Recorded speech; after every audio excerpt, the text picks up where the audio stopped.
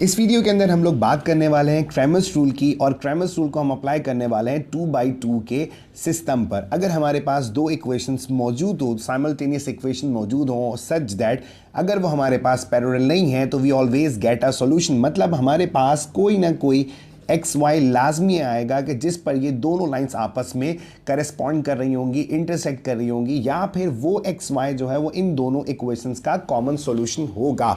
हमारे पास Cramer's rule क्या मौजूद है, दैट इज एक्स, यहाँ पर एक्स वाई मौजूद है तो मैंने यहाँ पर एक्स लिखा हुआ है। X is equals to determinant of A x divided by determinant of A, and y is equal to determinant of A y divided by determinant of A. और ज़रूरी क्या है, डिटर्मिनेंट ऑफ ए ज़ीरो के बराबर नहीं होना चाहिए। अब a और ax और ay क्या होगा आपके सामने मैं लिख लेता हूँ। सबसे पहले मैं कन्वर्ट करने वाला हूँ इस सिस्टम ऑफ इक्वेशन को मैट्रिक्स फॉर्म में। हमारे पास ये जो a मैट्रिक्स होगा it is of coefficient matrix, मतलब x के साथ जो भी नंबर हमारे पास मौजूद है या y के साथ जो भी नंबर मौजूद है तो वी कॉल्ड इट कोफिशिएंट। मतलब यहाँ पर x के साथ 1 मौजूद है तो पहली इक्वेशन में x का कोफिशिएंट 1 हो जाएगा, जो मैंने आपके सामने यहाँ पे लिख दिया। सिमिलरली हमारे पास सेकेंड इक्वेशन में जो x का कोफिशिएंट है वो 2 है तो मैंने x के कोफिशिएंट 2 को नीचे लिख दिया। अब बात कर लेते हैं y के कोफिशिएंट की। तो इस केस में जो y का कोफिशिएंट है वो 1 है तो मैंने फर्स्ट इक्वेशन का 1 फर्स्ट के साथ लिख लिया।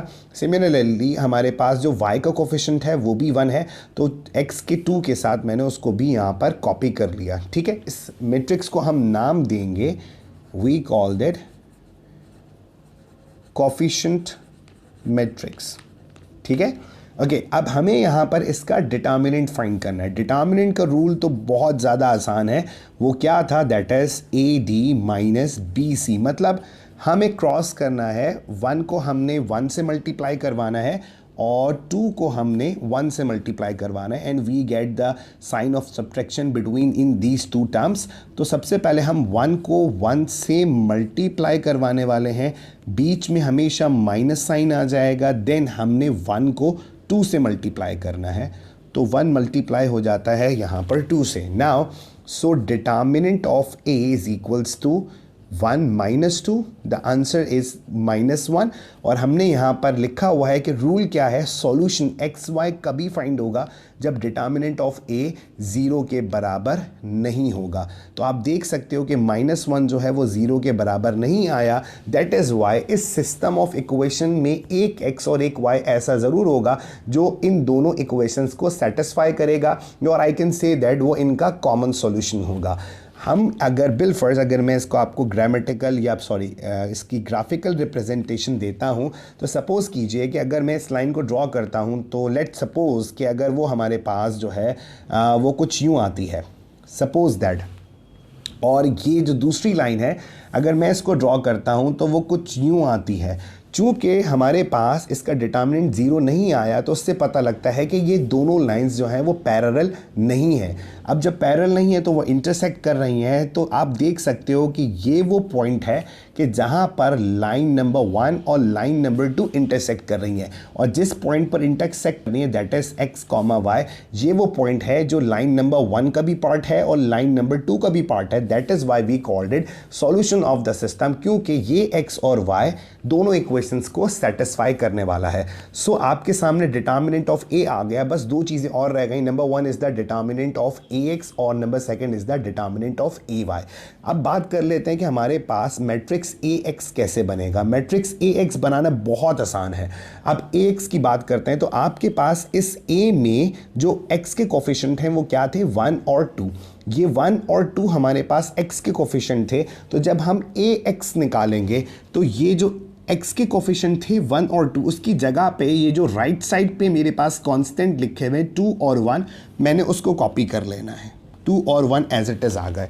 नाउ अब बात करेंगे कि हमारे पास जो y के कोफिशिएंट 1 1 थे वो एग्जैक्टली कॉपी हो जाएंगे 1 और 1। This is called ax। Now अब हम बात कर लेते हैं ay की, तो प्रैक्टिस हो जाएगी। ay से अगेन ये जो मैट्रिक्स बनेगा ये कैसे बनने वाला है। अब हमारे पास जिस तरह ax में x के कोफिशिएंट चेंज हुए थे 2 और 1 से, सिमिलरली अब a में जो हमारे पास y के कोफिशिएंट है दैट इज 1 1, अब वो एक्सचेंज हो जाएंगे 2 और 1 से। सिमिलरली जिस तरह हमने ax में x को चेंज किया था, y सेम रखा था, एग्जैक्टली ऐसे ही जब हमने यहाँ पर y के कोफिशिएंट्स चेंज किए हैं तो हम x को ऐसे ही रखने वाले हैं, दैट इज 1 और 2। तो इस तरह हमें ax भी मिल चुका है और ay भी मिल चुका है। अगर अब हम इनका डिटर्मिनेंट निकालना चाहते हैं तो फॉर्मूला वही again, that is ad minus bc। तो हमें 2 को 1 से मल्टीप्लाई करना होगा, आंसर इज 2, बीच में हमेशा माइनस आएगा, 1 into 1 answer is 1, again we get +1।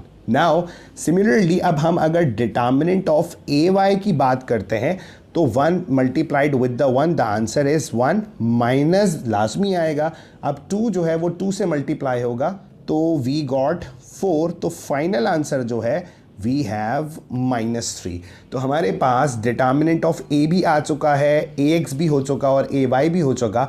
अब जस्ट मैंने इस फॉर्मूला में अपनी वैल्यूज़ को पुट करना है और मुझे मिल जाएगा x और y। So x is equals to determinant of ax, मेरे केस में जो ax आया that is 1 whole divided by determinant of a which is -1। मैंने -1 एज इट इज लिख दिया। नाउ सिमिलरली अब y की बात कर लेते तो y is equal to determinant of ay which is -3 divided by determinant of a which is -1। तो यहाँ पर -1 आ जाता है, इसको सिंप्लीफाई करके लिखूंगा तो ये -1 हो जाएगा और ये +3 हो जाएगा। दैट मीन्स कि हमारे पास सिस्टम ऑफ इक्वेशन का जो कॉमन सोल्यूशन आया जिसको मैं xy कह सकता हूँ, which is x की वैल्यू पहले आएगी that is -1 and y is +3. So this is the solution of simultaneous equations by Cramer's rule. Hello from the Maths Cafeteria. If you find the following video interesting, so don't forget to like, share and subscribe my channel and hit the bell icon.